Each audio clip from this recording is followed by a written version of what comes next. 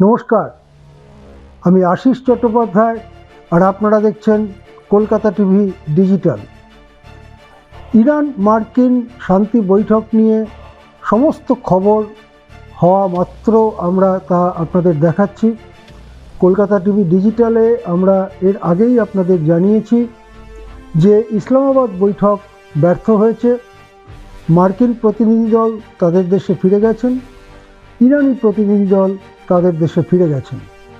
আর তারপরেই আন্তর্জাতিক রাজনীতিতে প্রবল জলঘোলা শুরু হয়েছে। এই একটু আগে, কয়েক মিনিট আগে, নিজের মালিকানাধীন সমাজ মাধ্যম ট্রুথ সোশ্যালে ডোনাল্ড ট্রাম্প একটি পোস্ট করেছেন। পোস্টটি আপনারা পর্দায় দেখতে পাবেন। আমি পোস্টটি পুরো পড়ে দিতে চাই, কেননা এই পোস্টটি এতই গুরুত্বপূর্ণ হয়ে উঠতে পারে আগামী দিনে যে বিশ্বব্যাপী এক যুদ্ধের সূচনা করতে পারে। ট্রাম্প লিখেছেন, এফেক্টিভ ইমিডিয়েটলি, আমি অংশ অংশ পড়ছি যেগুলো আমাদের জন্য প্রয়োজনীয়।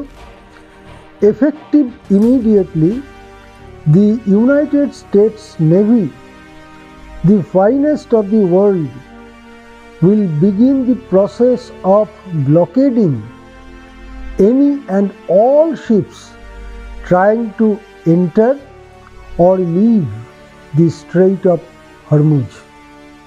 তিনি লিখেছেন,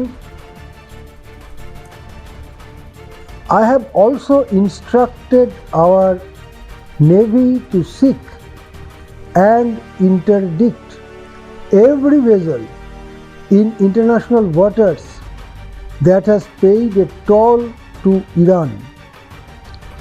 No one who pays an illegal toll will have safe passage on the high seas. The blockade will begin shortly.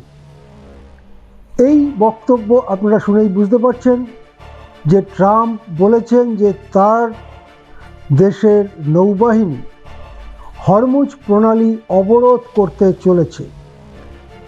নৌ অবরোধ পৃথিবীতে যুদ্ধের নানা প্রণালী, নানা ধরনের মধ্যে একটা গুরুত্বপূর্ণ ধরন, এবং হরমুজ প্রণালী অবরোধ করার অর্থ সারা পৃথিবীতে মুহূর্তের মধ্যে ছড়িয়ে পড়ছে। ট্রাম্প বলেছেন, হরমুজ প্রণালী দিয়ে কোনো জাহাজ ঢুকতে পারবে না, কোনো জাহাজ বেরোতে পারবে না।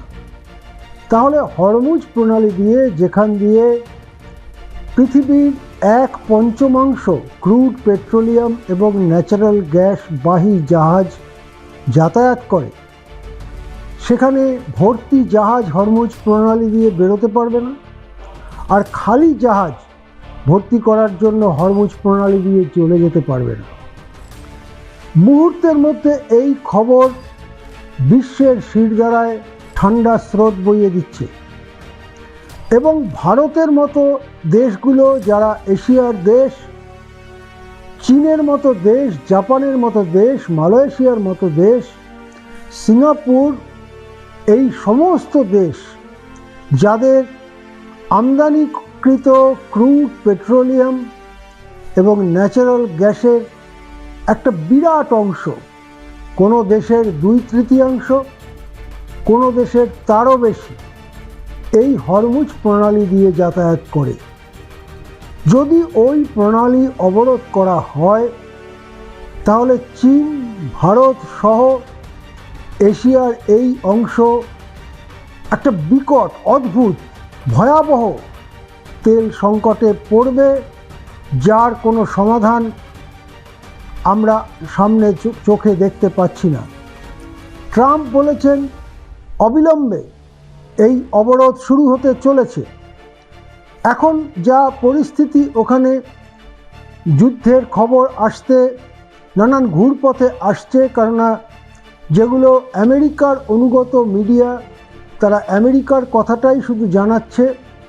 কিন্তু আমরা ইরানি সূত্র থেকে যে খবর পাচ্ছি, হরমুজ প্রণালী যদি অবরোধ হয় এবং হরমুজ প্রণালী দিয়ে যদি আমেরিকার কোনো যুদ্ধ জাহাজ এগিয়ে আসবার চেষ্টা করে তাহলে ইরানি নৌবহর ভয়ঙ্করভাবে তার উপরে প্রত্যাঘাত হানতে চলেছে।